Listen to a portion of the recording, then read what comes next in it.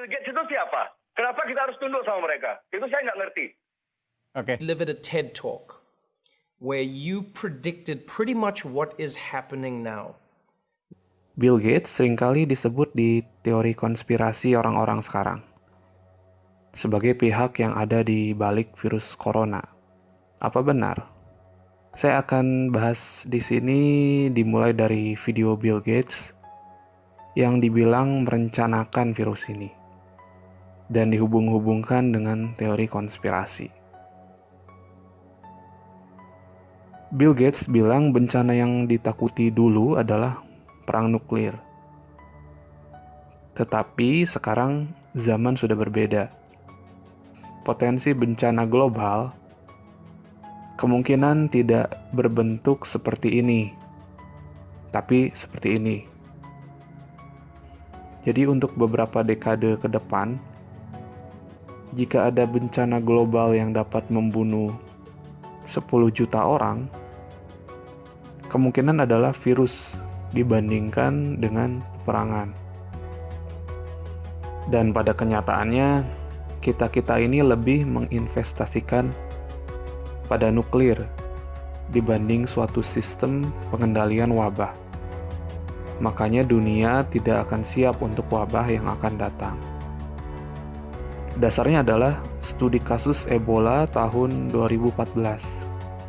Bahkan di sini kasusnya bukan pada minimnya sistem kesehatan, tapi malah karena tidak ada sistem sama sekali. Ini hal-hal yang tidak ada pada kasus tersebut. Yang pertama adalah pengawasan dan data.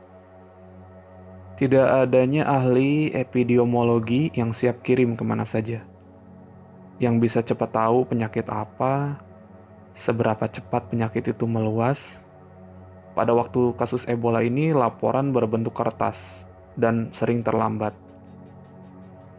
Kedua, personil medis. Tidak punya tim medis yang siap kirim. Tidak ada cara untuk menyiapkan tenaga medis, jadi makan waktu untuk mengirimkan tenaga medis ke negara-negara yang kena Ebola. Ketiga, treatment. Tidak ada tenaga profesional yang mengawasi apakah suatu treatment itu sudah tepat, diagnosisnya sudah tepat, dan peralatan apa yang harusnya digunakan. Nah, elemen-elemen inilah yang tidak ada pada kasus Ebola katanya. Kegagalan untuk mempersiapkan hal-hal tersebut akan menjadikan wabah selanjutnya lebih berbahaya dari Ebola. Ada 3 faktor kenapa Ebola tidak meluas. Yang pertama, heroisme pekerja medis. Kedua, sifat alami virus. Jadi Ebola itu tidak menyebar lewat udara. Dan ketika seseorang tertular, orang tersebut akan langsung sakit, terbaring gitu. Ketiga, beruntungnya tidak menyebar ke banyak daerah perkotaan. Nah, ini bagian yang mirip dengan kejadian saat ini. Tapi untuk selanjutnya kita mungkin nggak akan seberuntung ini. Ketika ada suatu virus yang dimana orang yang tertular itu merasa baik-baik saja, masih sempat berwisata, masih kemana-mana gitu. Terus dia bilang sumber virus bisa alami seperti Ebola atau bioterorisme. Jadi banyak faktor yang akan menjadikan suatu virus itu berbahaya. Bill Gates bilang, mari kita lihat jenis virus yang menyebar lewat udara. Ini bahas tentang virus flu Spanyol 100 tahun yang lalu. Virus ini membunuh 33 juta jiwa selama 263 hari. Kemudian dia menyarankan, sekarang seharusnya kita bisa bikin sistem respon yang bagus dengan kemajuan sains dan teknologi. Jadi Bill Gates ini kurang lebih menyarankan suatu sistem yang terpadu, yang meliputi memperkuat sistem kesehatan, terutama di negara miskin, satuan personel medis yang siap kirim, dibantu dengan personil militer, simulasi virus, bakteri, dan mikroba lain. Kelima, meningkatkan penelitian dan pengembangan. Kira-kira gitulah, saya ringkas saja. Langkah-langkah tadi memang butuh biaya, tapi dibanding potensi ancamannya, biayanya setimpal.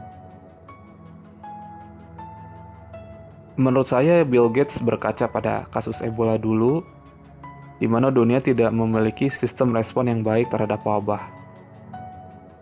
Walaupun ada berbagai hal yang menyebabkan Ebola tidak menyebar jauh,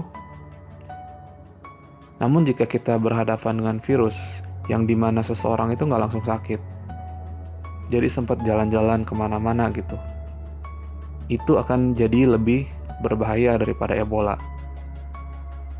Makanya dia ngusulin hal-hal tadi. Bill Gates mungkin tahu hal ini dari aktivitas filantropi dia di yayasan, penanganan polio, malaria, dan sebagainya.